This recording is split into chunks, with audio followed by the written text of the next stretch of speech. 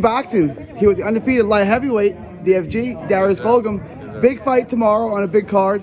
How did camp go? It was a pretty quick turnaround for you, about 2 months. How'd camp go? How you feeling? Everything was good. I went from last fight straight into this one, so it's like I never left the gym, didn't take a break off.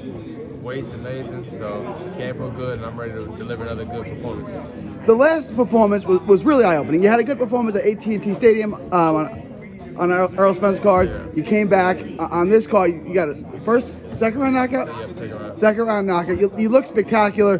How would you grade that performance, and what did you think of your last performance?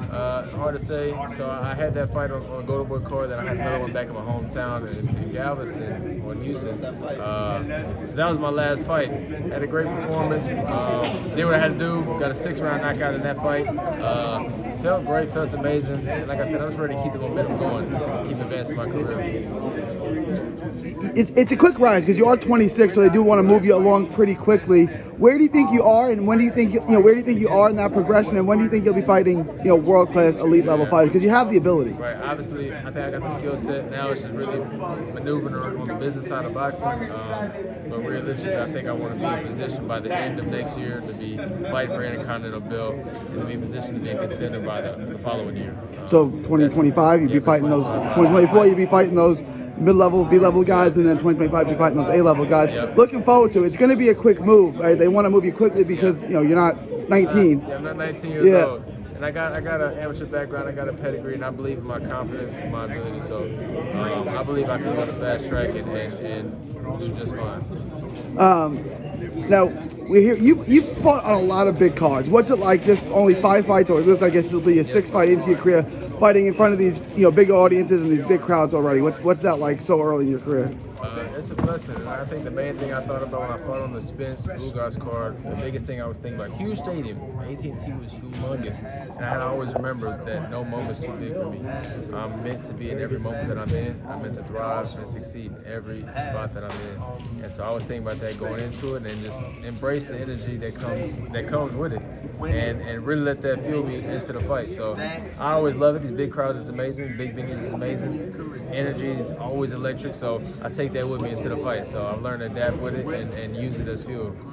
Hey, at light heavyweight, 175. I saw you eating the buffet before, so obviously making weight is no problem. Is 175 your weight, or could you do 168? No, I'm going down eventually 68. Okay. 175 is easy for me to make. Like I said, you see me eating before weigh-ins tomorrow, and I'm still eating. Yeah, I was going to say, weight's no problem. So 175 is easy for me. I just got to slowly get down to 168, and then that's where I eventually campaign at. Let me ask you about 168 then. You got your Houstonian, your Houston native, going up 2 weight classes, Canelo-Charlo to fight Canelo.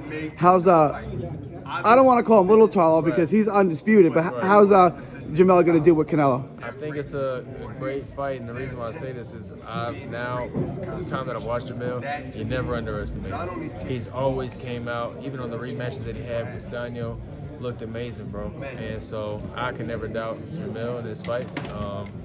But it's going to be interesting, especially him coming up in 2 weight classes. So we'll see how he does. I think the weights can. I mean, Canelo comes up from smaller too. And Canelo's 5'8". He's not like Yeah. Do you see the size and the weight difference being a factor? Is that something Jamel can neutralize with his speed and ability? So I think that's a huge misconception that I feel like size only matters when the skill level is the same. So I think that's the big factor that we'll see. I don't feel like weight's gonna be that big of a deal. We'll see the separation of the skill level and IQ between each fighter. You want to give a prediction on it? Yeah, I'd give a prediction. Based on fighters fighting. Damn. It's tough, right? Yeah, it is. I don't want to say. Okay, so I said I was gonna start getting off the fence, and I give my predictions. Like I said, you can never underestimate Charlo, but I think I give Canelo the 9. You give Canelo points, close points, victory? Yeah, points. I definitely don't see him stopping. What can we expect from you? We're gonna give a prediction for what you're gonna do tomorrow. We're gonna get another knockout. Yeah, I'll be a stopping for sure. Looking forward to seeing it. Where can everyone find you on social media? It's just my name at Darius Fulghum, DARIUS FULGHUM. God bless you. Thank you for your time.